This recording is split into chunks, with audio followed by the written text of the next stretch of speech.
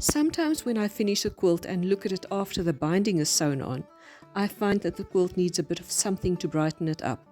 For me, the easiest way to do this is to add a beautiful decorative thread or cord. I use my Bernina 770QE and foot number 21, the braid foot, for this. There's a little mark on the foot that I use to line up with the straight edge of the binding. I use a zigzag stitch in a matching thread color and start by securing the start of the cord. It's easier to pull the decorative cord through the opening on the foot before putting the foot onto the machine. When I get to the corners, I pivot with the needle in to give me beautiful sharp corners. Getting close to where I started couching the decorative cord, I cut the cord.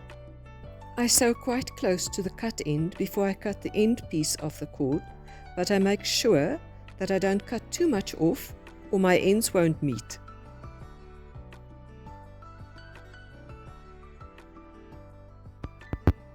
I secure the end of the cord, and when I look at my quilt now, the quilt looks brighter and it is beautifully finished off.